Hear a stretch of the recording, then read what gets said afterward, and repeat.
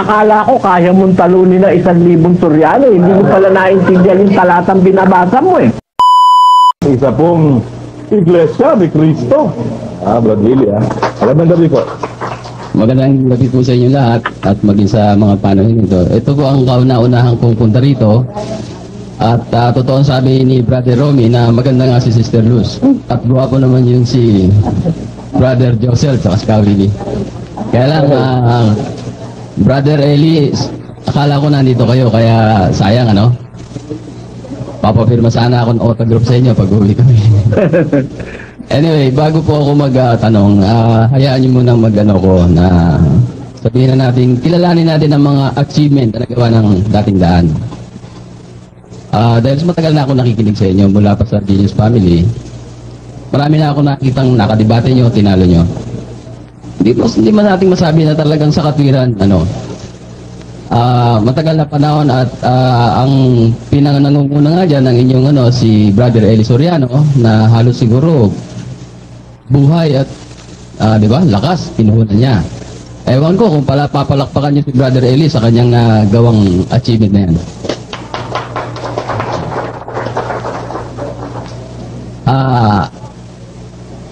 Ngayon ito ang tanong ko. Sa lahat ng achievement nyo, Brother Eli, ano po ba kayo? Narinig niyo po ako? No, narinig po kita, kapatid. Sa lahat ng achievement nyo, naniniwala ba kayo na kaya kayong talunin sa debate ng isang pangkaraniwang Iglesia ni Cristo? Hindi, kapatid. Hindi po. Kung gusto nyo, pantulayan natin ngayong gabi. Sige. Diba? Payag ba kayo? Sige. Ako, pangkaraniwang Iglesia ni Cristo lang ako. Pero kahit na 1,000 Eli Soriano ang umarap sa akin, tatindigan ko yung pananampalataya ng Iglesia ni Cristo. Ito ang ko. Pag ako tinalo ni Eli Soriano ngayong gabing ito, maghanda kayo ng drum, lagay ng tuwid, papabautismo ko. Pero pag tinalo ko si Eli Soriano sa debating ito, sa pananali ko sa pananampalataya kung natutunan ko sa Iglesia ni Cristo, ewan ko kung ano may papangako ni Brother Eli. Edi ako naman ang bautismuhan mo. Okay, ha? Sasama po ako sa inyo. Okay. Ito naman ako, marami na akong naririnig. Siyempre, ganyan talaga. Pag may pananampalataya ka, pumapasok sa puso mo, minsan pag mayroong kumontra, masakit, di ba? Hanggang sa nakapagsasalita ka ng masakit din, di ba? Sa akin, hindi ko ganon. Kaya ang tawag ko sa inyo, brother, although hindi naman tayo magkapareho ng pananampalataya, ang masasabi ko lang, bilang respeto kayo, tatawagin ko yung brother. Okay naman sa inyo yan, di ba? O, ano po ang gagawin natin? Simulan natin. Palagay ko, at... Ano ba ang propose ninyong tema, kapatid? Okay, ito ang ko. Sabihin na natin yung sabi nga naman narinig ko naman nakaraang pakinggan. Pinakinggan ko kayo. Wala akong patlang mula sa Genius Family hanggang ngayon. Ang natin, tungkol sa sugo, number 1. Tatlong tema. Tungkol sa sugo. Pangalawa, tungkol sa kalagayan ng Panginoong Jesucristo na dapat kilalanin. Okay, paano naman kayo siguro makakapangalawang tema pa kayo? Yun, ang maganda. Hindi, pagka isa pa lang, di maganda. Ganon talaga eh. Pero pag si Brother Eli sa isang tema, natalo ko. Ganon din. Sasama pati ako. Okay. Ayos ha. Sasama pati ako. Okay yan, di ba? Kaya, eto, ang natin, tayo, magdidebate, pero kung may dumating sa temang nakakataas ang boses ako, o si Brother Eli, turing lang natin, okay lang yun, wala tayong Kasi tayo naman kung saan, di ba? Alam ko naman yun ang puso nyo Hindi po, kapatid. Siguro ang gawin natin, ako, sa katunayan po, tatapatin ko kayo, ako ay walang karanasan sa debate. Hindi ako ang ganito. Kaya lang, nakita ko si Brother Romy dyan, umupo yan, medyo hindi ko na kaya yan. Hindi ko kaya, yan, at mga nakikita ko mga kapatid, na pinakita niya naman na akay at igulan. Kasi iba ang paano ko sa iglesia. Malalim ang pagkakilala ko riyan at napag-aralan ko yan. Kaya siguro, simulan na natin. Ang hihingi ko lang, Brother Eli, andyan pa po kayo? Dito po ako. Kapatid, bago lang kayo magpatuloy, gusto ko lang malaman kung talagang authentic na kayo yung Iglesia ni Cristo. Opo. Nasa lokal po ako ng Kaunlaran na Botas. Ang totoo po, ako'y dating katiwala ng Purok. Ang hawak ko, mayroong 400. Ano siguro. po pangkat kayo, kapatid? Uno ko. Sige po. Okay, siguro naman yung mga sagot ko ngayon, alam niyo. Si Karomi, totoo, kilala ko yan Pero hindi niya ako kilala. Pero alam ko rin ang buhay niya. Sige po. Sige, Sino sige. pastor na nakadestino ngayon doon? Armando Manas. Armando. Oo, kilala niyo yun. At kilala ko rin kapatid ni Karomi, Robert. Di ba? Ngayon ito man sabi ko, eto, ang totoo nito, hindi ako nagpaalam sa pastor namin. Baka siguro nagagalit sa akin ngayon, pero hindi kaya ng dibdib ko. Na naririnig ko kayo, tapatan tayo, di ba? Masakit ganun pananampalataya ko, nakakasalita kayo, masakit sa akin. Kaya gusto ko ngayon gawin to, natin. Sige, para mayayos po natin kasi baka mamaya pagka Oo. magkakasagutan magkasabay-sabay sa ere, Sige. bigyan natin ng pagkakataon kayo magpahayag at pagkatapos si Brother Eli, cross-examine kayo. Yes. Pero may pakiusap po ako. Bigyan ho natin ng 15 minutes katulad ng narinig ko sa inyo kasi meron kayo nakadebate nung nakaraan May mataas siya. Binigyan niyo 15 minutes, isang tayo tapos 5 minutes cross, di ba? At may pakiusap lang ako. Sana si Brother Eli magsimula dahil yung tungkol sa sugo. Hindi ko, Kayo ho naghahamon hindi, kung po pwede lang. Tungkol sa Pero kayo po mauna. Kayo po Kasi- dapat mauna. Kayo po naghahamon Hindi po, kung ako ipakiusap ko sa inyo, kaya nga ako nagaman, meron akong condition, kung po pwede, di ba? Yung kasi narinig ko, lalo yung tungkol sa sugo, sabi nyo, yung mga apocalypse, ibong mandaragit, una ko, yung mga gusto kong marinig ko. Kapatid, sagid lang po ang totoo nito, totoo sin dapat hindi natin patulan itong ganito Unang-una may standing po tayo na hamon sa Iglesia ni Cristo na inaatrasan nila kabularan. Pero ewan ko kung yamang dadaan po si Brother Eli at nakahanda naman siya sumagot sa inyo, siguro hindi na kayo dapat mag-condition pa. Yamang kayo naghamon, magbahayag kayo ng inyong gustong ipahayag. At pagkatapos, hayaan yung cross-examine kayo ni Brother Eli. Kung yan ang ginaan nyo, ako na ba ipakiusap lang yun? Hindi, gusto pwede ko bang tanongin si Brother Pero, Eli?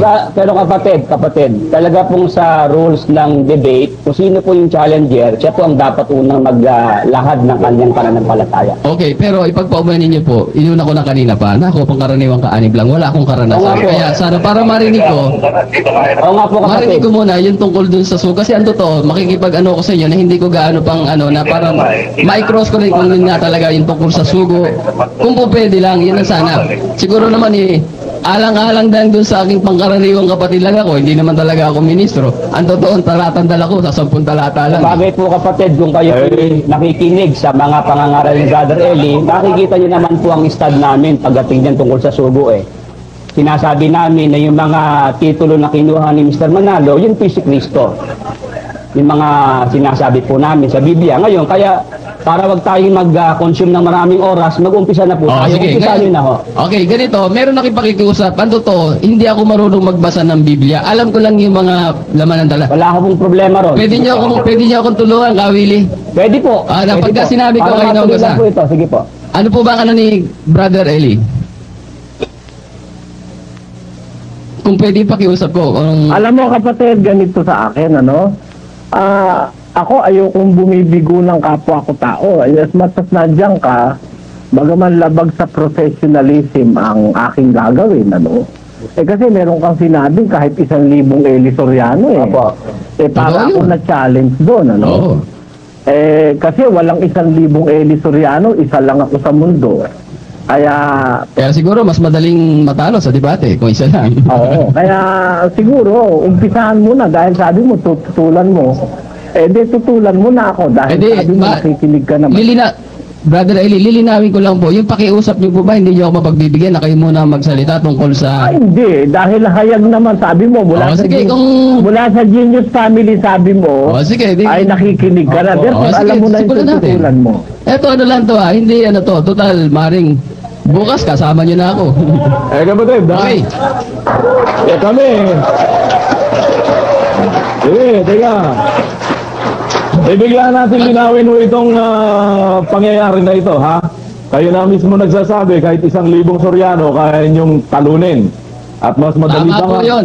Kaya mas madali pa nga talunin yun dahil nag-iisang Eli Soriano lang meron sa mundo. Tama po yun. Mas magaling kayo sa pastor nyo kasi hindi lumalaban ng pastor nyo. Hindi ko sinasabing... Ano ibig sabihin nun?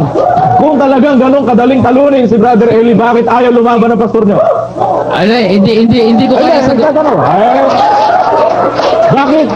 Bakit kailangan kayo makipaglaban at hindi ang pastor nyo? Yamang hindi pala kayo nagbabasa ng Biblia. Katakot-takot ng Biblia binabasa ng pastor nyo. Ako, yung mga bagay na hindi abot ng ano ko, hindi ko na pinakailaman. Basta't ko ano yung ini-stand ko, doon ako. Kasi, Ano kahulugan ho ng inyong please, ganito lang. ginagawa? Kaya lang ako ng ministro na lumaban sa debate. Ang malaban, Kaya, makinig, pwede ba magsalita ako? Ako nagpunta rito, dala-dala ko yung pananampalataya ko, natutunan ko sa Iglesia ni ay Cristo. sabi niyo hindi kayo nagbabasa ng Biblia. Hindi kayo nagbabasa ng Biblia. Bakit din? Hindi nyo ba kayang iharap ang pastor nyo? Hindi. Pero teka muna, humahaba tayo. At ang Ay, teka muna. Kayo ang teka muna. Dahil programa namin ito eh. Hindi, Tinatanong nga muna namin sa inyo. Inaamin nyo ba hindi nyo kayang iharap ang pastor nyo? hindi ko pa sinubukan. Hindi nyo pa sinubukan. Okay, kaya nga kinausap ko si brother, paalam ako sa inyo. Okay naman daw, di ba? Kaya nga, ano pagtatalunan natin? Nililinaw din natin sa ating mga kababayan. Sabi nyo, hindi kayo nagbabasa ng Biblia. Nakikinig ako ng Biblia. Oo, sasampung talata ang dala nyo, hindi nyo pa kabisado. Ay, hindi, yung ito lang. Hindi Kaya nga, hindi nyo nga kabisado. Katunayan, kodigo pa kayo, sasampu lang eh. Hindi ba? Sige, Tapos kahit 1,000 Suryano, kaya nyo talunin. At mas madaling talunin dahil nag-iisang Suryano, meron lang sa mundo. Sige, Pero, oo. hindi kaya lumaban ng pastor nyo, kaya kayo lumalaban. Mas magaling kayo sa pastor nyo. Subukan natin. Okay lang. Ayun ang ibig sabihin. Subukan natin. Tinatanggap nyo na yan. Hindi. Sa ngayon, wala. Alam niyo yung sinasabi niyo, hindi mahirap kung tanggapin yan eh. Kung Makasabat matatalo ako. niyo ako, ha? Para mas maganda, kapatid na Diyos eh. Ayaw ko. Hindi, bayaan mo na siyang magpahayag. Sige po, kapatid. Sige. Sige, Wala ba ako pwede? Pwede po kayo mo po doon, Pwede ba kapatid. tayo ron? Pakiclear lang po yung kabilang Sige. table. Medyo Doon lang po mainit. kayo mo po. Para Pwede po ko pong kayo madala. komportable po sa inyong lugar. Palagay ko, nagulat si brother Ronnie, ano eh. At nililinaw natin ito eh, ano lang eh, lumalabas nga, tutuusin, wala kang taya ito eh. Walang taya. Ang tanging Hindi, mali. itinataya mo. Tutuwirin ko kayo, brother Josel. Hindi, ito Pag na ako. natalo Di niyo pa ako bibigyan tapos. siya Di ako, pa eh. ako tapos. Sabi ko, ang tanging itinataya ninyo, kung mga matatalo kayo, papabotismo kayo. Anytime nga, sabi nyo, right after nito eh, kung matalo kayo eh. Ang propose nyo nga tema ay 4 eh. Pero sa 10 talata Tatlo lang, kaya dala nyo eh. tatlo lang. Dito, sabihin mo ng 3. Yun lang, pinakataya. Pero alam nyo, ang talagang nakataya rito, tutuusin, hindi lang kayo eh. Pero Di pwede ba ba tayo? makatayo Kaya kung lang. sakali, minsan, pwede kung tumayo? Alam ka rin. Gusto nyo tumayo na lang kayo. Sige. Pwede rin ho. Kasi, Sige. para, Sige po, kapatid. Umpisahan mo na po nang tayo makarami. Ay, salamat. Pakibigyan na lang ng oras. Salamat sa hapunan, ha. Ilang minuto, Brad Mel? Ilang minuto? 15 minutes. O, 15 minutos po kayo magsasalita. 15 minutes. Ako, 15 minutos po. Okay. Sige po, umpisa na po. Tayo rito, no? Pwede ba tayo para yung concentration natin? Sa Biblia, nakasulat sa Biblia, ng mga salita dyan nakatago sa hiwaga. Totoo yun, di ba? Lahat alam natin. Kaya, kung babasahin sa Roma 16:25, Brother Willie, Sige po, ako po'y makikibasa na po muna. Sa 25 po ng Roma, ganito po ang nakasulat. At ngayon sa kanya na makapangyarihan na sa inyo'y makapagpapatibay ayon sa aking ebanghelyo at sa pangangaral ni Heso Kristo ayon sa pahayag ng hiwaga na natago sa katahimikan ng panahong walang hanggan. okay, lumalabas talaga nakatago sa hiwaga. Ngayon, kanino ipinagkaloob ito? Sa Roma 10:15. Bakit hindi kayo magbasa? Bigyan namin kayo ng Biblia. Hindi, sabi ko nga hindi nga ako ba, nagpaalam naman Sige ako, po, pinayagan kapatid. ako eh. O, nag-commit na siya eh. Kung hindi na ako. Okay na po, sige po, sige po. Okay na, Nasa diba? sayang pong 15 minutos. Oo nga, sayang eh. Sige po. Okay, pwede po sa Roma 10:15, Brother Millie. Pwede naman po, 10-15. At paano silang magsisipangaral kung hindi sila mga sinugo? Gaya nga ng nasusulat. Anong pagkaganda ng mga paa niyang mga nagdadala ng masasayang balita ng mga bagay na mabuti? Tama, lumalabas. Bago ka makapangaral, bago ka magkaroon ng pananampalataya, kailangan may mangaral sa iyo. At bago ka mangaral, kailangan sinugo ka. Naaayon din, saan? Doon sa talatang Roma 16:25 na talagang may pinipili lang siya. Kaya sa pamamagitan ng pagpipili, itinatago niya to sa hiwaga. Bagamat nababasa, siguro para hindi magtagal, nababasa pero hindi nauunawaan. At yan ay nasa Pedro, kahit huwag na natin basahin, total, ano naman lahat yan. At doon sa Pedro 3:16, ikapapahamak pa kapag pinilit mong pag-aralan. Alam natin lahat yan. Ngayon, maraming nangangaral. Ano ba ang sabi kapag may nangaral sa harap natin ng tungkol sa Biblia? Hanapin ko lang po, ah.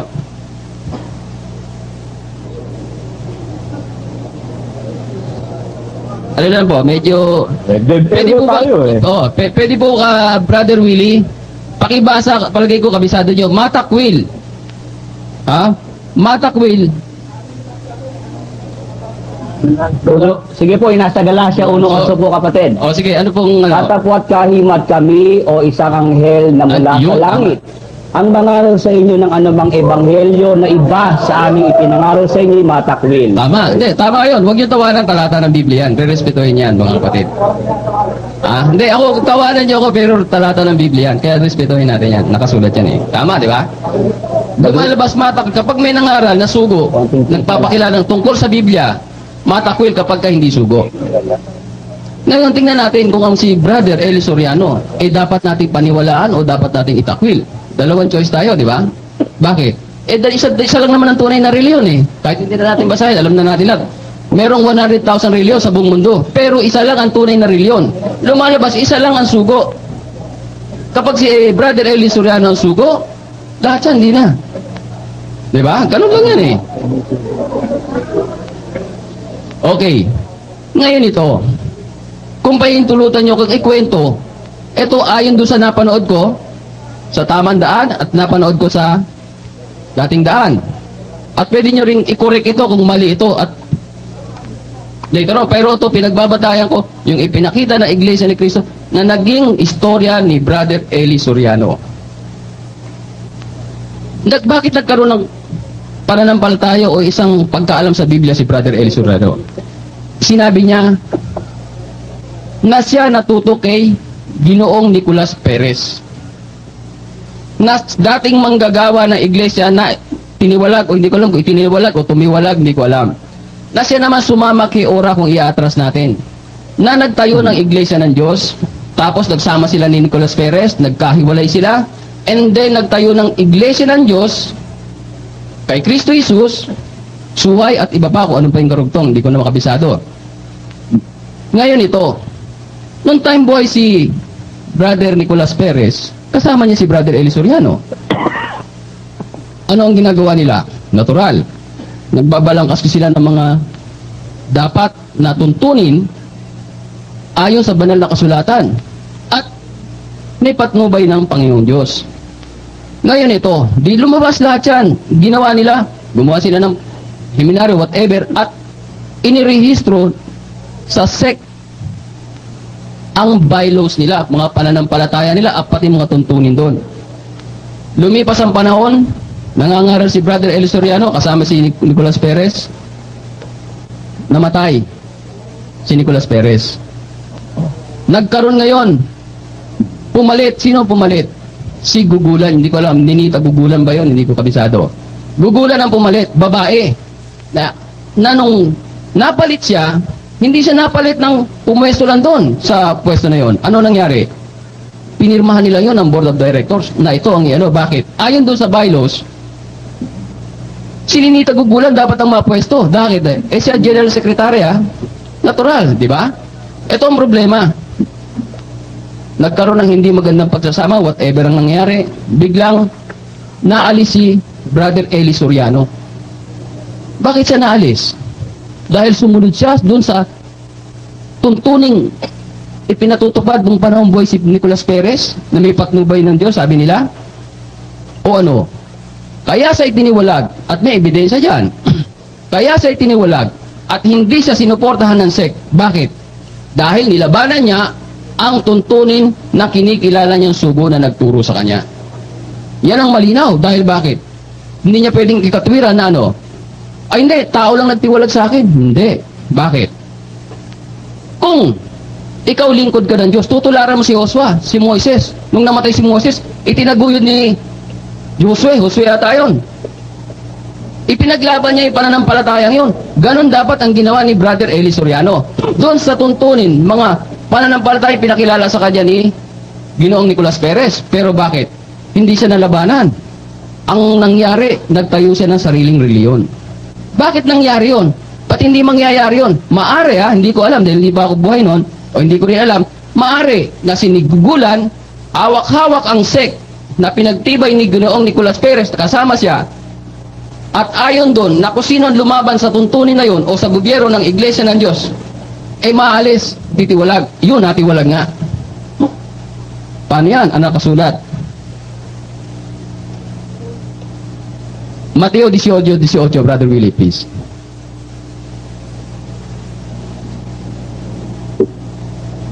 Katotohanan sinasabi ko sa inyo na ang lahat ng mga bagay na inyong talian sa lupa ay tatalian sa langit. Ang lahat ng mga bagay na inyong kalagan sa lupa ay kakalagan. Yun, tapos na ron. Ang totoo, tapos na ang usapan doon. Bakit? Itiniwalag eh. Sino nagtiwalag? Yung kinikilala niyang sugo na trilyon, itinayo ng kinikilala niyang sugo. Ngayon, nakarinig ako. Nanonood ako. Nung bakit?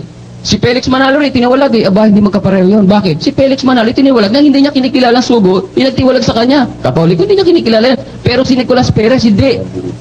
Si Nicolas Perez, kinikilalang sugo ng Brother Eli Soriano. At paano ang gagawin natin to? Lumalabas, excommunicado na siya. Ngayon, sa bagay. Kaya yun nga, kung babalik tayo, paano ba siya magiging sugo? Di lumalabas, matakwil. Ang nangangaral na hindi sugo. Kung totoo nga si Nicolas Perez, pero ako, naniniwala ako. At sumasampa pa kahit si Nicolas Perez, hindi rin sugo. Bakit? Kung sugo si Nicolas Perez, Diyos por Santo, ang inilagay niya, dapat may patnubay siya. Ang nilagay niya, babae. Na ayon din kay Ginoong Eli Soriano, kapag ang namamala sa iglesia, namumuno ay babae, sa Diablo. Sinabi niya yan at nasa Biblia rin yan. Anong kukontrahin natin doon? Siya nagsabi noon. Bakit sila naghalal? Bakit hindi pinaisip kay Nicolas Perez at kahit kay Ginoong Eli Soriano na wag nating ilagay si gugulan dahil pag namatay ka, ang papalit siya automatic. O kaya, may patnubay daw sila ng Diyos, Nicolas Perez, maghalal ka na kasi dahil pag mawala, ang nangyari namatay, nagkagulo-gulo, nagkawatak-watak ang kawan, at ang banggit pa, nagtatlong paksyon. Pero ang katwiran ni Brother Eli Soriano, hindi, ang totoo nga niya, sumama sa aking asawa ni Nicolas Perez. Di ba? Totoo yan, sinabi naman niya Pero ito ang tanong, kaya kung ako man si Eli Soriano, dapat kilalanin ko talaga sugo si Nicolas Perez. Bakit? Ba't hindi ko kikilalanin? Pag hindi ko kinilala, baka magalit sa aking pamilya Nicolas Perez, yung asawa niya Mare, noong time na yun, agawan ng miyembro, nagkawatak-watak. Ano pa? Kalimutan na natin yan. Yun, mahirapan lang itayo yun. Na-excommunicado ron. Pangalawa, ano pa? Hindi ko alam yung sinasin, dukhang pantas. Ano yung dukhang pantas? Maring sabi niya, hindi ko pa ganong narinig na sinasabi, si Eli Soriano ang katuparan ng dukhang pantas. Why not? Ba't ba maganda yan? Isang Pilipino, karangalan yan. Ang totoo, halos lahat nga ng religion, tinalo ni Eli Soriano Ang Iglesia ni Cristo lang, ang hindi niya tatalunin. Lalo kahit sa pangkaraniwan. Ito, tutuloy ko lang. Kaya ito dukhang pantas, lumalabas, matalino talaga. Pero, bakit ka magiging pantas samantalang yung talata lang na tumakas, may nagtanong, pwedeng niyo, Brother Willie, Marcos 14:50. Brother Willie, Alin po? yung Marcos 14:50. 14 ng Marcos, 14, 50. At iniwan siya ng lahat at nagsitakas. ayun. May nagtanong kay Eli Soriano, sino ba ang tumakas? Sa nung time na hinuli ang Panginoong Kristo. Ang sabi ni Brother Eli Soriano, ang tumakas yung humuli. Nakakapag naman. Masyadong literal ito, hindi pa naintindihan. Kung pantas, dapat, di ba? Isipin mo, tumakas, dalawa lang ang protagonist dito. Isang uhuli at isang uhulihin. Ang gagawin ng uhuli, hindi hulihin o hulihin. Ang uhulihin naman, magpahuli o tumakas. Last 3 minutes. Okay. Yun ang masasabi ko. Doon sa na yun, sa pantas, hindi pa ron, meron pa. Yung sinabi na, magtatayo, doon sa Mateo 16:18, itatayo ko ang aking iglesia. Ang unang sabi niya, si Kristo nagtayo. Bisang sinasabi niya, Panginoon Diyos ang nagtayo. Magulo ano ba talaga, di ba? Kahit huwag na natin kung tama, yung dalawang yan magkakontra, may ebidensya nasa TV. Hindi pantas. Yun ang sinasabi ko. Sa lahat ng membro, kahit sa sarili ko, bago ko sino may mga aral sa inyo, ayan nakatago sa hiwaga. Parang ganito yan eh. Merong isang pasyente dyan, masakit daw ang tiyan. Nandito tayong lahat. Hindi naman tayo doktor. May pasyente, sabi niya masakit ang tiyan ko. May lumapit, nagpakilala. Ako, doktor. Ito ang ano ko. Ang sakit niyan, ulcer, bibiyakin ko rito. Maniniwala tayo, bakit? May lisensya siya eh. Lumapit ang isang tao. Hindi nagpapakita ng lisensya, hindi wala kang makitang ano. Hindi, ang sakit niyan, appendicitis, diyan ko ooperahin yan. Dapat ba tayong maniwala doon sa taong nagsalita na yun na walang pinakikilala? Hindi tayo dapat maniwala. Bakit? Eh baka mamaya kung ano operahan niya ron eh. Dapat may karapatan. In short, kailangan may karapatan. Ngayon, para may karapatan ka, eh ang Biblia nakatulad ng, ang Biblia nakatago sa hiwaga, parang tiyan yan. Hindi natin alam kung nasa ng bituka natin dyan. Ang nakakaalam lang sino? Yung sugo na doon ipinagkaloob ang pagkaunawa doon sa mga matataling haga. Kaya kailangan patunayan ni Ginoong Eli Soriano. Kasi ay sugo, para paniwalaan ko lahat ng sasabihin niya, bago niya bakbakan, siraan, yung mga sinasabing hula na kiniklaim ng kapatid na Felix Manalo, ipakilala niya muna, parang doktor yan, magpakilala muna siya ng lisensya niya, meron siyang karapatang magbasa ng Biblia, magpaliwanag, and then, paniwalaan na natin lahat. Gusto niya, lahat ng kabuhayan natin, bigay natin sa iglesia, kung talagang mapatunayan sugo. Pero, bago siya gumamit ng isang mataling hagang salita, huwag niyang subukan sa akin, ewan ko sa inyo ha, nasabihin itong ibig sabihin nun, mataling haga yan. Bago ko paniwalaan yan, kailangan muna magpakilala siya kung tunay na sugo. Pero sa pinakilala, isa, dalawa, mahihirapan. Mahihirapan unless itong oras na to, meron siyang panibagong ibibigay na karapatan sa Biblia para mangaral.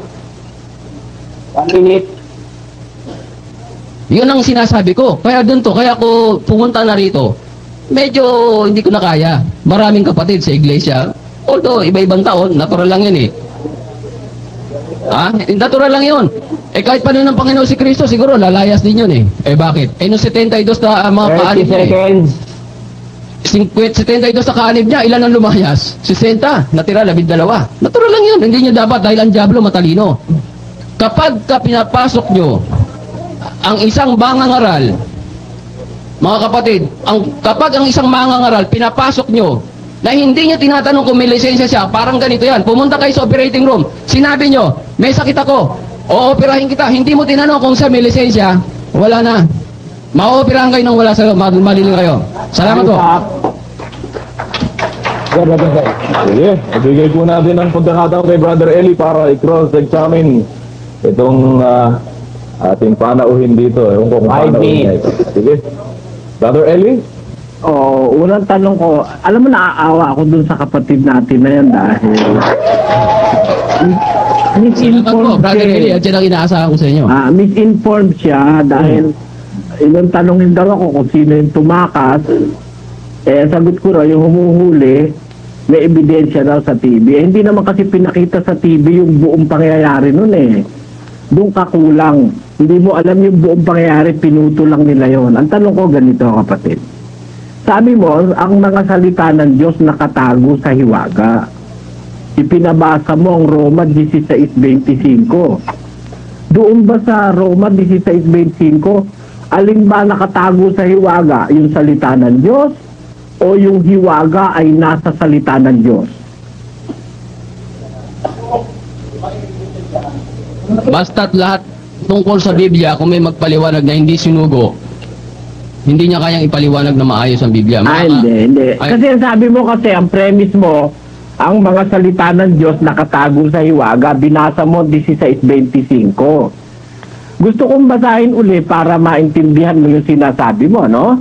Ang sabi rito, at ngayon sa Kanya na makapangyarihan na sa inyo'y makapagpapatibay ayon sa aking ebanghelyo at sa pangangaral ni Hesukristo, ayon sa pahayag ng hiwaga na natago sa katahimikan ng panahong walang hanggan. Meron palang nakatago sa hiwaga, yun yung pahayag. Nasabi, ayon sa pahayag ng hiwaga na nakatago sa katahimikan ng panahong walang hanggan. sabi mo, ang salita ng Diyos nakatago sa hiwaga. Kung makabasa ba ako ng salita ng Diyos, hindi nakatago sa hiwaga, babaguhin mo yung paniniwala mo na yan. Kasi para sa'yo, lumalabas lahat ng salita ng Diyos, nakatago sa hiwaga eh. O baka naman may hiwaga ang salita ng Diyos. Brother- Hindi yung salita ng Diyos ang nakatago sa hiwaga. Di ba? Brother Eli, Oh. kukorek ko lang, no? Medyo pagpasensyahan nyo lang. Pag sinabi kong yung mga matalinghaga lang, in short, kukorek ko lang yun. Yung ibang talata sa Biblia, literal, ang iba matalinghaga. Yun ang paraan ng Diyos ng pagtatago. At totoo, may mga 3 talata pa ako dapat basahin, kaya lang nalito ako din sa kodigo ko. Kasi, dapat kasi, Babasahin ko yun. kasi ang salita mo kanina, ano? Babasahin ko mamaya yun. Hindi, huwag mo ubusin ang oras ko. Kasi sabi mo kanina, ang salita ng Diyos nakatago sa hiwaga. Ang sagot ko sa'yo, para maintindihan mo na yan ay hindi tama, mamaya ako na isasagot, tutuloy ko na lang yung tanong ko. Ang sabi mo, may pinipili na mga tao at itinatago sa hiwaga. Sabi mo, ang salita ng Diyos. At ginamit mo ang 2 Pedro 3:16 at ang idinugtong mo ganito. Sabi mo, yan ay itinago sa hiwaga at ikapapahamak pa pag pinilit nating pag-aralan. Yan ang sabi mo. Tinatanggap mo ba uli yung sinabi mo na yon? Tama po yun. Ayan. Kung patunayan ko sa iyo ngayon na hindi totoo yung sinasabi mo dahil sabi mo pag pinilit pag-aralan, sino ba yung napapahamak doon sa 2 Pedro 3:16? Pakinggan mo ito kung sino yung napapahamak, ano? Para liwanagin ko lang sa iyo. Gayon din naman sa lahat ng kanyang mga sulat na dooy sinasalita ang mga bagay na ito, na dooy may ilang bagay na mahirap unawain, na isinisinsay ng mga di nakakaalam at ng mga walang tiyaga. Therefore, yung palang nasisinsay dyan, yung hindi nag-aaral, walang tiyaga. Pagkatapos ang sinabi mo, kahit ikapagpilitan natin pag-aralan, hindi natin matututunan. Sabi mo, dahil tinago sa hiwaga, mali yung sinasabi mo na yun sa Biblia. Sana wag mo nang uulitin yun, kapatid. Akala ko kaya mong talunin na 1,000 Suryano. Hindi mo pala naintindihan yung talatang binabasa mo eh. Pagka pinilit mong pag-aralan niya salita ng Diyos, masasamahan ka ng Diyos. Ang hindi nakakaalam niyan, yung walang tiyaga. Ngayon, ang tanong ko pa ito. Sabi mo, ako ay walang karapatan na dahil tinuruan ako ni Perez, tapos itiniwalag ako nung iglesia na itinatag ni Perez, kamo. Ang sagot ko naman, bakit si Manalo tiniwalag din ng Sabadista o ng mga relihiyong pinuntahan niya? Sabi mo, magkaiba yon dahil hindi naman naniniwala si Manalo na sugo yung Sabadista. Ito nga yung tanong ko. Bakit kumukuha ng sweldo si Manalo sa Sabadista nung nangangaral siya sa Sabadista na hindi naman pala siya naniniwalang sugo yung mga Sabadista? Ba't siya tumatanggap ng sweldo ron? Hindi ba kawalang hiyaan yung tumanggap ka sa hindi mo naman pinapaniwalaan? Tumanggap ka, kapatid. Sagutin po ninyo ang tanong. Hindi ko pakiulit po, pakiulit. Sabi mo, nung itiwalag si Manalo doon sa mga reliyong pinanggalingan niya, kaya magkaiba yun sa kaso ko, sabi mo, dahil ako naniniwala si Perez Sugo, si Manalo naman kamo hindi naniniwala doon sa reliyong sinamahan niya. Ang tanong ko sa'yo, kung hindi siya naniniwala, halimbawa sa Sabadista, bakit siya tumatanggap ng sweldo sa Sabadista? Nung siya'y mangangaral sa Sabadista? Brother Eli, ang pinag-uusapan dito yung paghalal, hindi sweldo eh. Hindi. Sinasabi mo yung paniniwala eh. Sabi mo, magkaiba ang kaso namin dahil ako nung itiwalag ng iglesia na yung sinasabi mo, dahil naniniwala akong sugo yung sinamahan ko na yon. Si Manalo ba, naniniwala ba siyang sugo yung Sabadista? Nung sumama siya ron o hindi? Merong tumatanggap ng sweldo na hindi naniniwala sa sugo. Hindi, nagpapaupa yung pastor mo. Nagpapaupa pala yun. Hindi ko alam. Lalabas nagpapaupa si Manalo. Hindi pa pala siya naniniwala. Ba't tinatanggap niya sweldo? Lalo mong pinatunayang hindi sugo yung sugo mo. Dahil pera lang pala habol mo sugo mo. Pero, Di ba? Brother Eli, Paano mo kung tatalunin yan, Hindi. kapatid? Sa Brother- Lord, hindi ka ubre. Paano mo kung tatalunin yan, ha? Eto ba, susunod kong tanong sa'yo. Ang sabi ng ating Panginoong Jesus, sila'y tumataka sapagkat siya'y upahan at hindi pinagmamalasakit ang tupa. Sabi mo, meron talagang kaya nagmamangangaral dahil sa sweldo. Inihahanay mo ba si Manalo rito sa sinasabing ito ng Biblia? inaalin po, pakiulit po na Dito na Teka muna. Oh, pakiulit Meron kasing sinabi si Kristo Oo. na mangangaral na upahan. Oo. Dito mo ba inihahanay si Manalong sugo mo? Alam Na niyo po, kahit hindi naniniwala sa sabadista na sugo ang sabadista, tumatanggap siya ng sweldo sa sabadista. Brother Eli, ang pinuntos ko kanina yun sa inyo, doon natin hindi si Felix Mana. Kayo muna Hindi. pakilala. Pag pinag-uusapan niya sugo, kailangan isangkot mo in general ang Brother lahat Ali, ng mamaya, paraan. maaaring ma-discuss natin yan. Pero sinasabi ko kayo muna, kasi sabi ko nga, parang ilang limbuala ko, pumasok kayo, nagpakilala kayo ng sugo, nangangarap. Ikinumpara mo nga ako ikaw din ang gumamit kay Manalo Sabi mo, magkaiba kami nung nangyari sa amin. Ako, itiniwalag ako nung kinikilala kong sugo, siya naman, hindi naman nakamo niya kinikilalang sugo yung pinanggalingan niya reliyon. Ba't hindi ba Ang magkaiba sagot yun? ko naman sa'yo, tanong ko sa'yo, hindi pala niya kinikilalang sugo yun, ba't tinatanggapan niya ng sweldo sa Batista? Brother Eli, yung pagtanggap ng sweldo, hindi nyo pwede Ay, naku po, kapatid, hindi niyo pala nakaintindihan ang pinasok ninyo. Makasabat na po ako. Hindi, teka muna, sandali. Talang saglit na po. Naghamon kayo ng debate. Binigyan niyo yung stand ninyo. Nung kino-cross-examine kayo, ayaw niyo sumagot. Hindi, Ayaw, ang gusto ninyo, yung tanong na gusto ninyo, itanong sa inyo. Hindi, Maliho yun Sandali. Hindi hugan sa debate. Sandali, teka muna. Sumagot ho kayo sa dapat na sagutin ninyo sa At saka wag itinatanong mo sa yung inyo. pagbintanga, dinadamay ko si Manalo, ikaw ang nagbigay ng halimbawa na yon. Ang sinabi ko kanina, ang totoo, ang sinabi ko nito, siguro pwede nyo i-replay. May pagkakaiba, hindi ko inanin sweldo, whatever, hindi ko dinis Ang pinasabi ko, may Hindi pagkakaiba. nga. Wala kasi, hindi ko naman sinasabing sweldo Tinatanong ko sa'yo, may pagkakaiba pala. Ano ang pagkakaiba? Ako ang nagtiwalag sa akin yung kinikilala kong sugo. Tama. Ano? Oo. Si Manalo ba ang nagtiwalag? Kinikilala niya ba o hindi? Hindi ka kinikilala. Hindi. Ba't siya kumukuha ng sweldo kung hindi niya kinikilala sugo yung pinanggalingan niya? Kaya nga umalis eh. Hindi. Nung umalis siya bandang huli. Pero nung kasalukuyang nandun siya, tumatanggap ba ng sweldo o hindi? Brother Eli, hindi ko kaya kayo sagutin dyan. Hindi. Eto. Ate mo na kapatid, ha? Bagay, hindi mo sabi mo, hindi mo kaya sagutin. Hindi, lilipat ako ng ibang tanong. Tanong, kasi hindi naman dapat tanong dahil sinabi ko. Hindi, dapat yun. Sa pagkakilala Dapat ng sugo, turuan ang hindi itatanong ko sweldo eh. sa'yo. You are under cross. You are under cross. Huwag mo akong turuan. Sabi mo, ganito, sabi mo. Si Felix, sa Mateo 16:18, sabi mo, mali ang turo ko dahil sabi ko, kuminsan si Kristo nagtayo. Kuminsan naman sinasabi ko, ang Diyos ang nagtayo. Di ba? Sabi mo kanina, no? Tama. Mali ba yun? Tama. Hindi, mali ba yun? Na ang Diyos ang nagtayo at si Kristo nagtayo, mali ba yun para sa'yo? Ayon doon sa pahayag niyo sa TV. Ito. Ayon doon sa Ito pahayag ngayon, sa TV, tatanong ko sa'yo. Pagka si Kristo ba ang nagtayo, ang kredito ba ay hindi kasali ang Diyos? Kasali. Kasali. Mhm. Therefore, pag sinabi mong itinayo ni Kristo, kasamang itinayo rin ng Diyos yun. Tama, hindi? Tama. O, ba't ako mali? Alam niyo kung ano... Alam niyo kung ano ang mali niyo?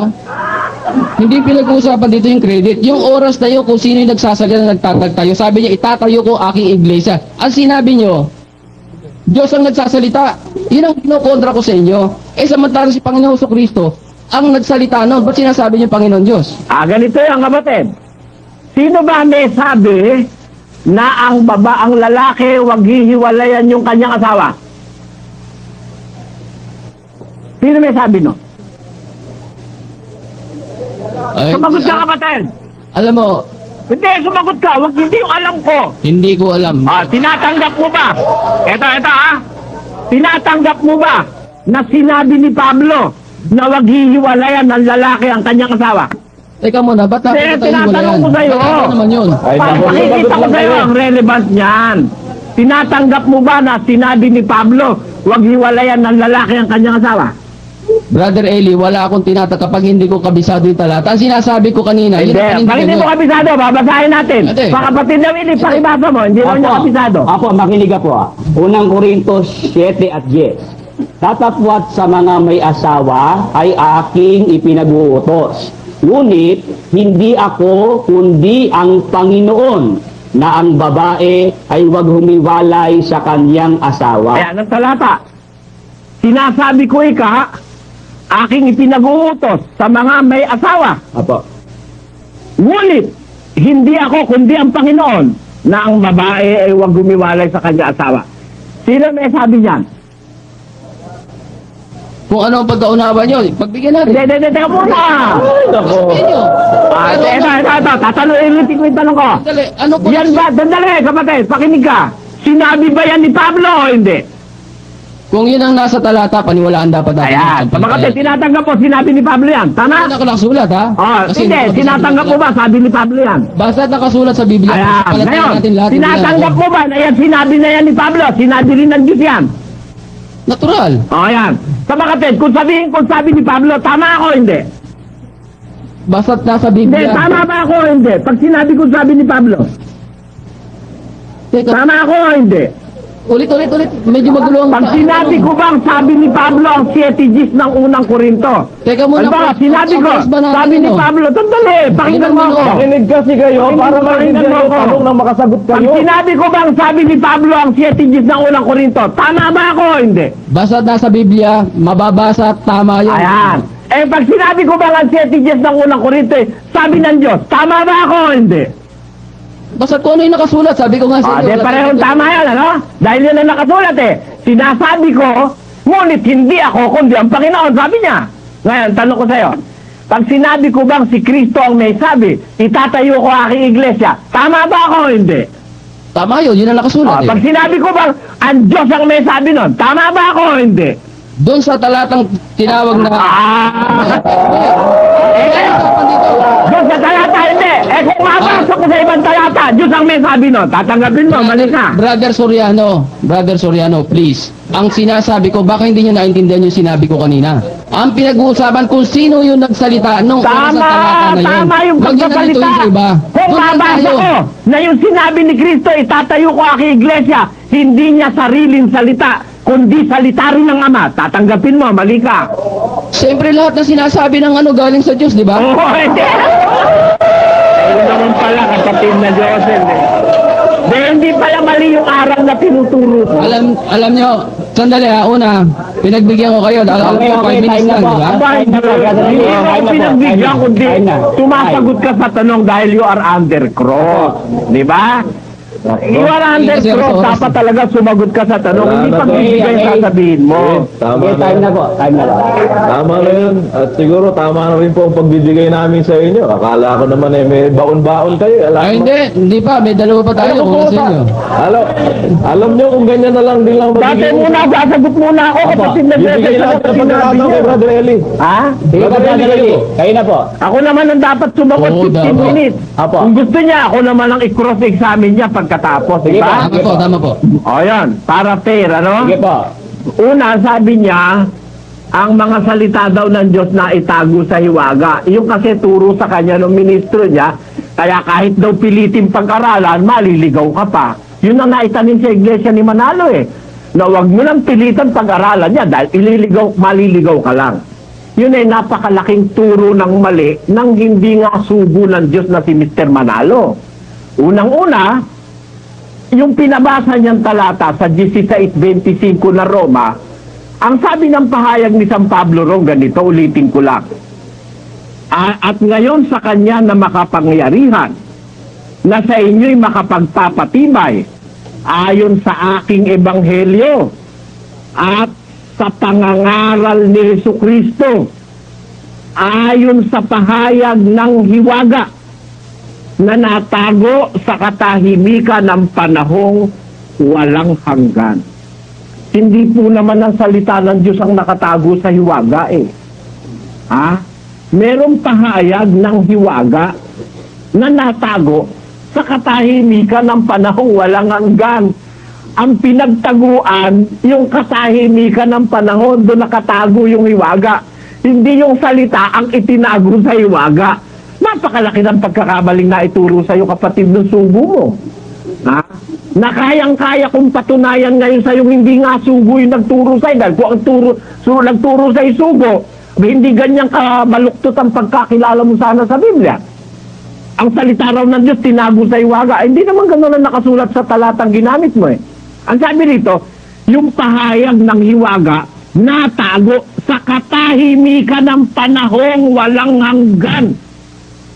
Yung pala naman panahon pa lang pinagtaguan nung hiwaga.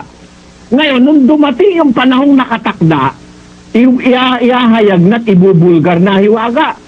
Ang sabi ni Pablo ganito, sa 1:24 ng Kolosas, ngayon nagagalak ako sa aking mga hirap dahil sa inyo, at aking pinupunan sa akin ng kakulangan ng mga hirap ni Kristo sa aking laman, dahil sa kanyang katawan na siyang iglesia, na ako'y ginawang ministro nito, ayon sa pamamahala ng Diyos na ibinigay sa akin para sa inyo, upang maipahayag ang salita ng Diyos. Maging ang hiwaga na inilihim sa lahat ng panahon at lahi. Bukod pala yung salita ng Diyos, kaysa dun sa hiwaga na nakatago sa lihim, inilihim sa lahat ng panahon at lahi. Sabi ni Pablo, kaya raw siya ginawang ministro para maipahayag niya ang salita ng Diyos at maging ang hiwaga na nilihim sa lahat ng panahon at lahi. Therefore, hindi po natin masasabing yung salita ng Diyos ang nakatago sa hiwaga. Kundi, ipinahayag ni Pablo ang salita ng Diyos, pagkatapos, pinahayag niya rin yung hiwaga na nakatago sa katahimikan ng panahong walang hanggan. Kaya yung pong kanyang premise na kahit daw pag-aralan ng salita ng Diyos, kung ito raw ay natago sa hiwaga, mapapahama ka lang. Kahit piliting pag-aralan, ang sabi niya. Kahit atin ikang piliting pag-aralan, mapapahamak daw. Abay, mali po yun. Kasi sa Biblia, ang mapapahamak yung hindi nag-aaral. Pero yung nagpipilit na mag-aaral, hindi mo mapapahamak yun. Pakinggan nyo. Sa ginamit niyang talata sa 2 Pedro 3:16. Gayon din naman sa lahat ng kanyang mga sulat, na do'y sinasalita ang mga bagay na ito, na do'y may ilang bagay na mahirap unawain, na isinisinsay ng mga di nakakaalam at ng mga walang tiyaga, gaya rin naman ng kanilang ginagawa sa ibang mga kasulatan, sa ikapapahamak din nila. Ayon. Kaya pala naman mapapahamak yung mga walang tiyaga. Kung magbasa pala ng Biblia ito, sa 10 talata, hindi pa kabisado paano maliligtas ito? Walang tiyaga. Kasi kung nagtiyaga ka, mula pa pala sa Genius Family, 1980, nakinig ka na sa akin. 2001 na ngayon. Kung nagtiyaga ka, dapat ang baon mo dyan, hindi lang 1,000 talata, kapatid. Dahil ang Biblia ay napakaraming talata. Ang Biblia, kapatid, for your information, ay binubuo ng mga napakaraming talata. Ang talata ng Biblia, kapatid na Luz, humigit kumulang sa 100,000 yan. Mahigit pa yata sa 100,000 yan talata ng Biblia. Opo. Para 10 lang ang matandaan mo sa loob ng 21 anyos. At pagkatapos pagmamalaki mo na kaya mong talunin ng 1,000 Suryano, hindi naman yata kapanipaniwala yun, kapatid. Ngayon, ganito. Ang sabi niya, ako raw tapos na ron. Sabi niya, tapos na doon. Ang ginamit Mateo 18:18, na ang sabi raw, ang talian nyo sa lupa, tatalian sa langit, ang kalagan nyo sa lupa, takalagan sa langit. Tapos sabi niya, tapos na ron. Sabi niya, dahil itiniwalang si Suryano nung kinikilala niyang sugo, kaya siya, wala na siyang karapatan. For your information, kapatid, hindi ako tiniwalag kailanman nung kinilala kong sugo na si kapatid na Perez. Kailanman di ako tiniwalag nun. Mamamatay na lang yun sa Makati Medical Center eh. Kumakaway at nagpipilit na ako'y makausap. Papasukin nyo yung aking kapatid. Dangang bagong opera siya, iniingatan yung ma-infection siya. Nilagay siya sa isang sanitized room. Bawal siyang lapitan. Kailanman di ako tiniwalag ni kapatid na Perez. At kailanman, hindi rin ako itiniwalag nung naiwan niya. Lumayas ako nung mamatay si kapatid na Perez dahil nagturo sila na ang babae raw ang mamumuno. Ayoko ng babae mamumuno dahil labag sa Biblia, nakasulat sa unang Timoteo 2:11 hanggang 13. Kaya lumayas ako. Paglayas ko, sa kanila ako itiniwalag. Hindi ako tiniwalag, saka ako umalis. Lumayas ako. Yan. Kasi misinformed ka, kapatid.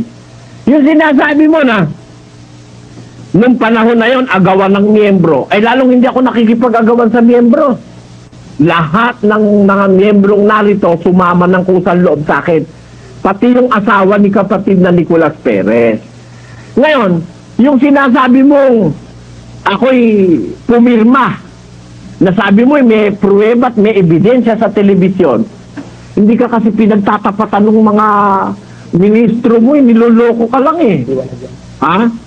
Yung pinirmahan ko, kaya nga ipinalalabas ko yung papeles eh. Alam mo, nilabas pa ba nila yan? Hindi na nila nilabas. Bakit? Yung pinirmahan ko kasi, yun ay ayon sa batas ng tao yon, sa corporation law, na pag namatay ang isang presidente ng isang kumpanya, ay sa corporation law, the general secretary will take over the management and active management of the corporation. Kaya pumirma ako ron for submission to the securities until the successor is duly elected and qualified. Yun ang pinirmahan ko. Hindi ka naman pinagtatapatan ni Bularan eh, kasi bulaan naman yung mga ngaral mo. Kaya hindi sinasabi sa'yo. Kaya lumalabas sa'yo, misinformed ka eh. Dahil sa pinalalabas sa'yo, pumirma ako sa mali. At hindi ko pinananampalatayanan. Mali yun. Ang pinirmahan ko, tama ayon sa batas ng tao. Kaya lang ako lumayas doon dahil nilabag nila yung batas ng Diyos. Naglagay sila ng babaeng puno. Ngayon sabi mo, doon pa lang daw tapos na ako. Dahil tiniwalag ako. Ang tanong ko sa'yo, nung si Mr. Manalo ba itiwalag sa Sabadista? Tapos na rin siya. Alam mo ba kung paano natiwalag si Manalo sa Sabadista? Siya itiniwalang, hindi niya pwedeng ipagmalaking lumayas siya sa Sabadista.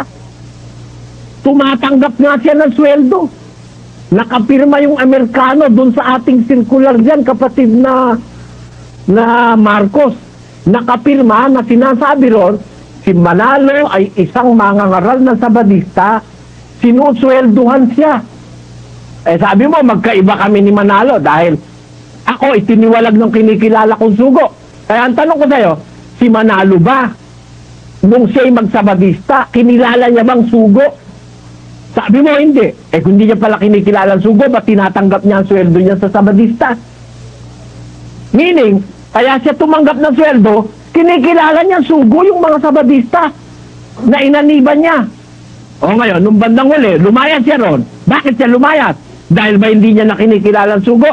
Hindi. Kaya siya lumayas, itiniwalag siya. Alam niyo ang dahilan? Andiyan sa papel. Pwede niyo bang i-close up yan, kapatid na Joseph? Bakit? Kunan mo ng ano to? Pwede niyo ba i-close up Ito po yan? yan. Ito po. Pwede niyo rin mabasa yan sa internet, mga kababayan. Pakitutukan Si Manalo ba ay umalis na kusa sa Sabadista o tiniwalag siya ng Sabadista? Dito. At anong dahilan siya tiniwalag? Dati naman siya tumatanggap ng sweldo. Therefore na, tinatanggap niya siya sugo. Sugo yung Sabadista. Kaya nga tumatanggap siya sweldo eh. Dahil ang sama naman ng implikasyon pagka tinatanggapan mo ng pera, di ka naman pala naniniwala. Lumalabas na may mera ka lang pagka ganun. Pero bakit siya itiniwalag? Nandyan sa papel dyan. Ito po ay basahin na po natin lahat ng may guhit dito, Brad Marcos. Ito po, page 136 of ng libro pong Light Dawns Over Asia, Adventism's Story in the Far Eastern Division. Sino ang gumawa niyang libro na yan, kapatid na Luz? Ito po ay, Baka tayo mailibelo dyan. ito po, Sabatista po ito, Adventist International Institute of Advanced Studies. Kaya kung magdidimanda iglesia ni Manalo, demanda niyo sa Badista, ano? Huwag kami. Yung nakalagay dito. Kayo naman, nagbabasa rin ng libro ng iba, di ba? Opo. Ano, nandiyan, kapatid na So, Luz? page 136. The Iglesia ni Cristo sources further note that prior to this conference, Manalo had confided to his second wife, Honorata, that he was planning to start a new church and that he would attempt to persuade his fellow Adventist ministers and ministers of other sects to join him. But he failed to win his fellow Adventist ministers who called him colorum, subversive, naka-enclose. Because of this, Manalo resigned from the Adventists. Tapos, Adventists, on the other hand, say that the above reasons were only partly true. They assert that Manalo did not resign, but that there were circumstances that in 1913 forced the Adventist Church to drop him from his employment and from its membership roll. They do not deny the fact that Manalo was plotting to start a new church while carrying on as a minister in good standing with the Adventist Church. Adams recalled a workers' meeting where Manalo requested time to speak. He confessed that he had worked against me even before I arrived. He told the other workers that he would not work with me and that he was trying to lead an independent movement that was not news to the other workers. After Manalo's wife died late in 1912, he began courting a young Adventist woman in Manila, Honorata de Guzman. With the help of 3 other Adventist ladies, he succeeded in eloping with her, which was definitely not acceptable. Ayun. Ito po. Aggravating circumstances with Manalo were, number 1, he was a minister and thus was expected to set an example of proper Christian conduct. And number 2, the elopement was on a Sabbath. Yung pala naman ang dahilan eh. Marami daw dahilan ng pagkakatiwalag ni Manalo. Bagaman sinasabi nila na siya'y nag-resign, hindi raw totoo yun, dinidina yun ng Sabadista. May mga dahilan kung ba't siya na-drop, idinrap ang kanyang services, meaning tiniwalag siya. Inalis siya sa kanyang pagkaka-empleyo bilang mangangaral ng Sabadista. Sa maraming dahilan, at alam ko maraming dahilan na yan, may dokumento tayo diyang iba. Bukod dyan, kaya lang ayoko nang i-touch yun dahil medyo personal yun, kapatid na, ayoko na nun. Yun na lang sinasabi dyan sa libro. Kasi ang isang dahilan ng pagkakatiwalang kay Manalo, siya ministro at dapat halimbawa ng miyembro. Ang ginawa niya ay nagtahanan siya ng babae na hindi magandang halimbawa, kaya siya idinrap. Isa sa dahilan yon. Pero hindi yung dahilan. Hindi lang yun ang dahilan. At ang nag-a-aggravate doon, nang magtanan siya Sabado. Na bawal na gumawa ng mga gawaan sa Badista. Kapatid na Josel. Labag. Yun. Kaya yan, hindi mo pwedeng sabihin magkaiba kami ng kaso ni Manalo. Magkaiba kami in the sense na ako, lumayas, hindi dahil sa may ginawa akong katarantaduhan doon sa pinaanibang ko na yon. Lumayas ako ron dahil ang kanilang aral pinalitan nila mali. Kaya ako lumayas. Si Manalo naman pala, hindi lumayas. Tiniwalag. Ha? Tiniwalag dahil nagtala ng babae, Sabado pa. Which is labag sa pangunahing aral ng Sabadista. Capital offense yan eh. Alam mo, yung paglabag sa Sabat, pinapapatayan yung panahon ng propeta Moises eh. Okay po, time na po, Brother Eli. Time na ba? Hindi sinasabi. Opo, teka lang po, kapatid na ginong, nga pangalan? Ismail. Abiso. Akin lang kung gustong linawin sa inyo at ito credibility pag-uusap dito eh. Kayo ba'y talagang Iglesia ni Cristo? Matagal na. Bakit kung magpunta kayo nung isang Miyerkules doon sa lokal namin sa Banyos, ang sabi niyo, tiwalag kayo sa Iglesia ni Cristo? Ba, ano yan? Nandito. Sino? Nandito ang ating mga kasama doon sa Muñoz. Sino? Ayun ang nakausap nyo. Asan? Halika. Oo. Kilala mo ba ako? Magsampalan tayo pag totoo yung sinasabi mo. Sampalin mo ako, sampalin kita pag hindi totoo, ha? Mike, Halika. Bigyan mo. Magsampalan. Scheme ng iglesia ni Manalo. Oo. Malay mo, panggalingan na naman ng iba pang mga demanda yan, ano? Kaya nga po. Kaya ang gusto ko, paglabas niyang tao na yan, takunan niyo ng video hanggang sa ibaba. Opo. Na baka mamaya yan may bumugbog dyan sa labas, sabihin tayo na naman ang bumugbog, frustrated martyr na naman. Opo, Brother Eli. At saka yung sinasabi mo na, yung sinasabi mo na kukuha pa siya ng authorization para patunayan siya titindig. Hindi, ayoko na nung ganun dahil alam mo, ang dealing sa Iglesia ni Cristo, I am forewarned. Ako ay naalarma.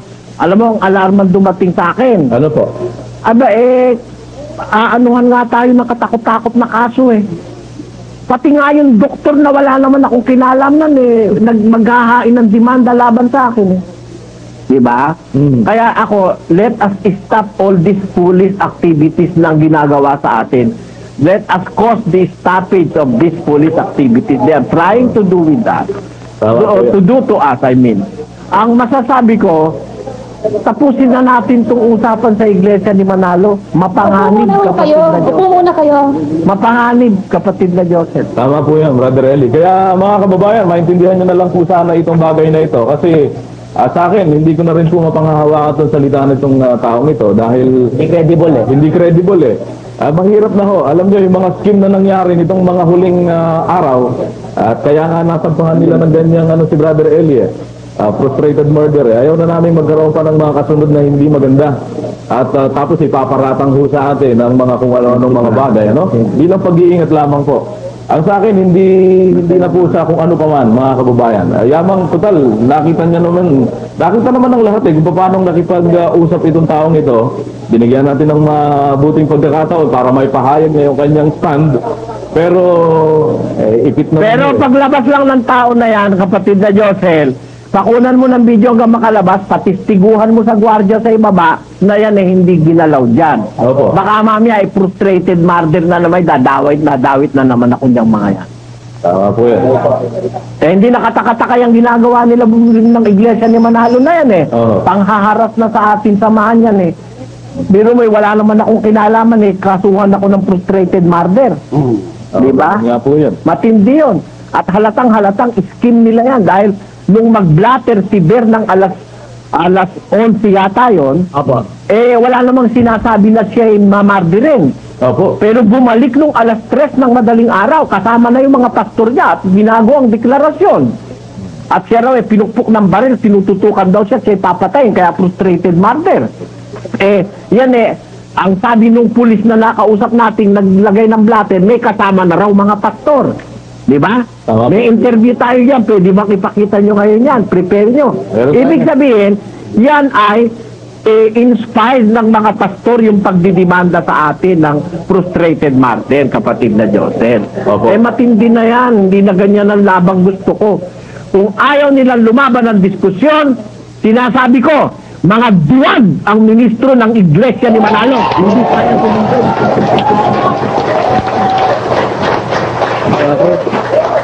Hindi talaga haharap yan, kaya tigilan na natin. Dahil baka tayo lalong magkaroon ng maraming kaso. Malulumpo ako sa kapiyansa. Yung piyansa naming kulang na, mahigit na 1 milyon. Yung idinimanda sa atin. Babayad ka pa sa abogado ng acceptance fee. Lulumpuin tayo sa kapapiyansa. Wala naman tayong pera. Sila, marami silang pera dahil marami silang abulo yan, kapatid na Joseph. Ganun nga po yun. Kaya, naku mga kababayan, sana ho malinaw na sa inyo ang puntong yan. At salamat na lang ho, Ginoong Ismael, kung ano man ang ninyo. Basta sa amin ho, bilang pag-iingat na lang din, pati sa inyo. Baka bandang huli, may magpuntog sa inyo, sa amin naman iparatang. Mahirap po yan. At, kaya nga kunan nyo ng video at ipasertify nyo sa gwardiya na yan nakaalis dyan tao na yan ang walang nasaktan siya. Hindi siya nasaktan. Okay. Ganyan po ang gagawin natin, ho, mga kababayan. Sige, pakiano na lang, ha. Pasaksihan nyo na rin dyan sa mga kapatid dyan. May mga tao dyan, hindi naman natin kapatid, di ba, mga bisita? Opo. Kung pwede, papirmahin nyo sila na yung tao na yan hindi ginalaw dyan kahit ito. Nako. Sige po. At pastor nyo, mga puno ninyo, ang ilaban ninyo, mga iglesia ni Cristo, kayo, kami sanay na. Bulok na yung style na yun Bulok na yung style na yun. Bulok na yung ganyang style. At nako, di na ho kami kakagat dyan sa ganyan. At kami dalang-dala sa inyo, sa inyong ginawa kay Brother Eli.